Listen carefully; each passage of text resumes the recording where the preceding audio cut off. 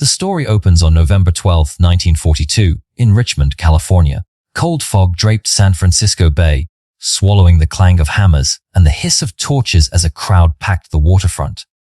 In front of them sat a complete cargo ship, 441 feet long, 28 million pounds, poised to slip into the bay from Permanente Metals, Yard No. 2. It wasn't just any launch. This vessel had been built in 4 days, 15 hours, 29 minutes, a job that normally took 6 to 8 months. The workers, more than 1,000 of them, stepped back from the hull of SS Robert E Peary. They weren't old guard shipwrights. A few weeks earlier they'd been farmers, teachers, housewives, clerks. As reporters scribbled and flashbulbs cracked, everyone sensed they were watching more than a christening. This was the first roar of a new kind of American revolution. One measured, not in battle plans, but in production math. That revolution began 2 years earlier, on December 27, 1940, when Henry J Kaiser, a 58-year-old dam builder who had never run a shipyard, signed his first ship contract.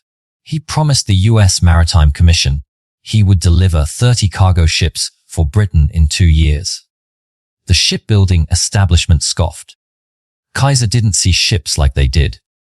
He saw assemblies, steel machines that could be built like cars. After touring Ford's line in Detroit, his chief engineer Clay Bedford came home with a radical thought: treat a ship like a chassis. Break it into modules. Move the work to the part, not the part to the work. Weld, don't rivet. Traditional builders bristled. Their world ran on millions of rivets, white hot in hand, set by expert gangs. Kaiser pushed welding. Faster, cheaper, stronger on paper, unproven at scale. Vice Admiral Emery Land doubted it. But German U-boats were slicing the Atlantic and Britain was starving. Desperation approved what tradition wouldn't. From the marsh at Richmond, Kaiser raised something that looked less like a yard and more like a factory. Wide open, rail spurs everywhere, giant cranes dropping whole modules into place. Old hands were horrified. Then, they watched it work. Kaiser hired anyone willing to learn.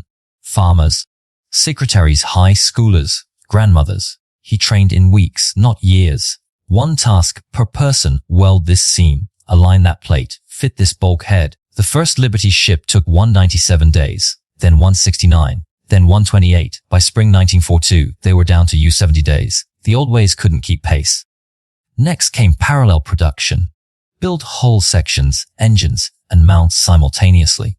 When ready, swing the engine unit in with a crane and bolt it down in a day. Madness, said the Navy, until the numbers stacked up. Vice Admiral Howard Vickery, once a fierce critic, eventually yielded perfection is the enemy of sufficient. Competition lit the fuse. Edgar Kaiser drove the Oregon yards while Bedford ran Richmond. Records fell. Oregon hit 10 days in September 1942. A month later, Richmond aimed to cut that in half. Just after midnight November 8, 1942, more than 1,000 workers swarmed prefabricated bow, stern, engine room, cargo holds.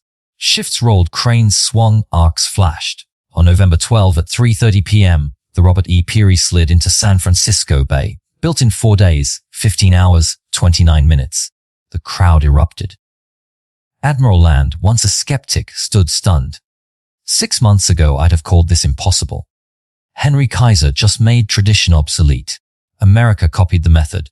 By 1943, the average Liberty ship took 42 days. Yards were launching 3 ships a day, faster than U-boats could kill them. Kaiser didn't just transform production, he transformed the workforce. At peak, nearly 200,000 people drew paychecks from his yards. About 40,000 women among them. The real Rosie the Riveters. Integrated crews of black workers learned trades that rewrote futures. Kaiser built communities to match. Richmond's population exploded from 23,000 to 100,000 in 3 years. In Oregon, he raised Vanport City for 40,000 workers. To care for them, he founded a medical plan that became Kaiser Permanente. By war's end, his yards had produced nearly 500 ships, over a quarter of America's total. Nationwide, Two 710 Liberty ships hauled tanks, jeeps, ammo, and food across every ocean. Boxy, slow, and absolutely sufficient. Designed to last 5 years, many served for decades. You can still step aboard SS Jeremiah O'Brien in San Francisco and John W. Brown in Baltimore, welded workhorses outliving their riveted ancestors. The methods endured too. Modular, prefabricated construction became the blueprint for modern shipbuilding. From Nagasaki to Ulsan, and spilled into housing, bridges, even aerospace. The core lessons stuck: ordinary people, properly trained and organized, can do the extraordinary. Admiral Chester Nimitz put it plainly. Japan's generals bet they could sink ships faster than America could build them. They didn't count on Henry Kaiser. That was the quiet secret of victory: courage at the front and relentless innovation at home. Kaiser's true legacy isn't just in steel hulls.